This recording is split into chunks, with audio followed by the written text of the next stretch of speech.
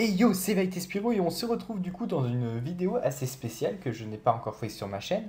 C'est une sorte de vidéo, alors pas réaction, mais je veux montrer mon point de vue sur quelque chose que j'ai, on peut dire, découvert. Euh,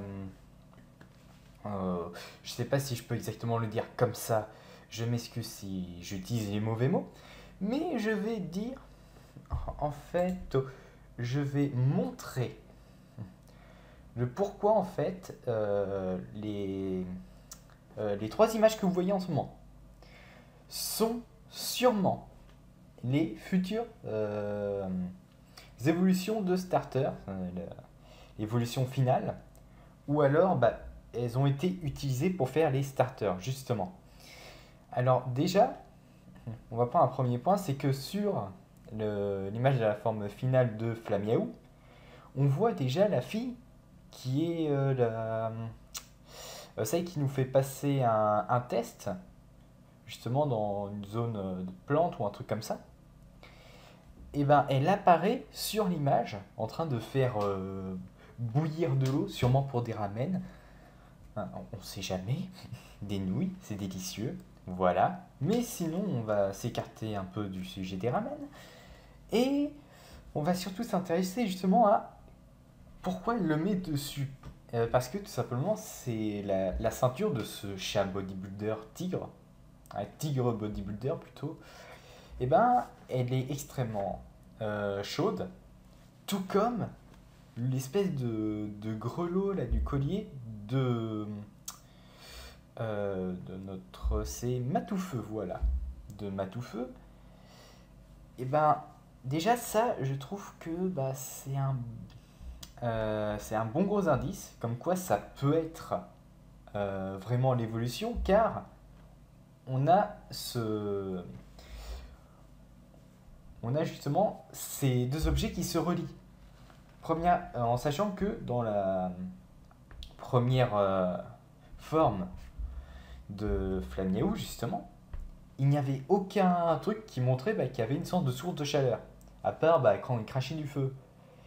Or là, justement, avec cette espèce de collier, on a justement quelque chose qui est une source de chaleur qui ne s'arrête pas, hein, tant que le Pokémon est toujours là, même qu'il dorme ou autre, ça va continuer de chauffer. Et là, justement, c'est ce qu'on voit avec notre espèce de colosse. Bon, on va passer à la seconde image parce que je prends un peu de temps pour moi pour expliquer. J'explique assez mal, alors je suis vraiment désolé au cas où. On va passer du coup à l'évolution finale de Otaka. Sachant que quand Otaka a été annoncé, bon, là ils l'ont trouvé bien, voilà. Moi je trouvais normal. Sauf que quand j'avais vu justement cette image que tout le monde croit fausse et qui est sûrement vraie, bah on voyait que direct il y avait un ton efféminé et autres. Ouais, justement plutôt, il y avait vraiment un ton efféminé. Problème, Otaka n'est pas efféminé de base. Et là, qu'est-ce qu'on voit? Son évolution, qui est Otarlet, est assez efféminée. Et en plus, on peut voir quelque chose de supplémentaire. Otarlet a comme trois bouts de tissu qui justement font une robe. On retrouve ces, ces trois, je sais pas comment ça s'appelle, on peut dire ces trois petites robes sur le torse. Au niveau du bassin, on peut dire, hein, on appelle ça un bassin, et au niveau de la queue. Il fait que déjà, rien que ça, bah, ça fait de bons gros indices pour l'évolution finale d'Otaka. Et aussi, on peut voir quelque chose. Quelque chose, une seconde. Euh, bah, au niveau de tout ce qui est, on peut dire, pas collier de perles ou.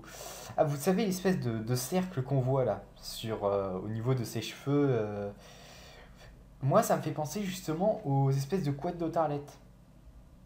Aussi, ce qui est bah,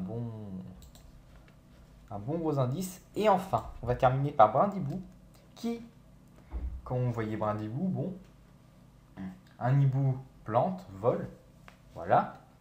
Et qu'est-ce qu'on nous avait montré pendant un temps, qui était supposition fake d'évolution finale, un archer. Pourquoi un archer? Personne ne le savait. Euh, c'est comme ça. Et, et là, par contre, c'est le Pokémon où je trouve qu'il y a le plus d'indices, parce que déjà, le nom français de l'évolution de Brindibou, c'est Efflèche. Pardon, mais là, tout de suite, on fait le lien. Un archer, qu'est-ce qu'il a besoin le plus? C'est d'une flèche.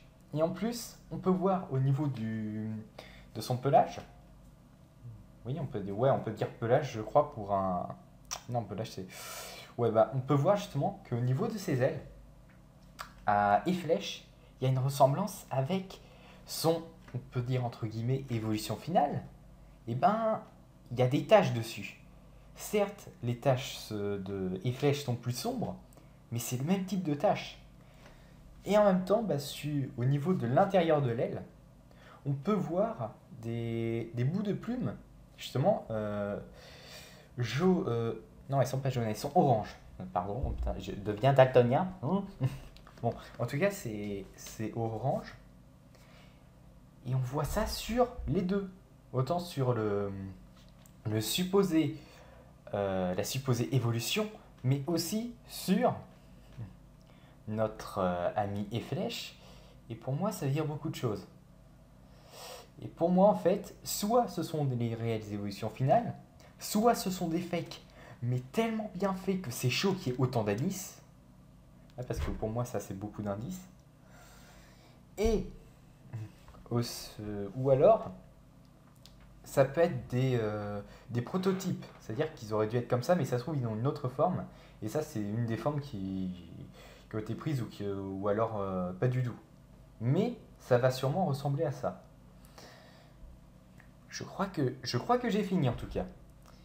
Alors, au cas où vous pouvez me dire si vous trouvez que ça colle, ce que j'ai dit, mais aussi vous pouvez partager cette vidéo à vos amis pour que moi j'ai leur réaction pour savoir si d'après eux ça peut être ça ou pas. Je veux par contre avoir des réactions s'il vous plaît dans les commentaires. En tout cas, merci d'avoir regardé cette vidéo. Moi je vous dis peut-être à une prochaine fois. En tout cas, moi je fais des vidéos sur ma chaîne, voilà. Mais c'est vraiment pas du même type alors.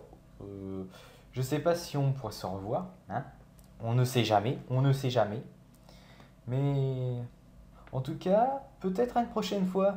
Allez, salut!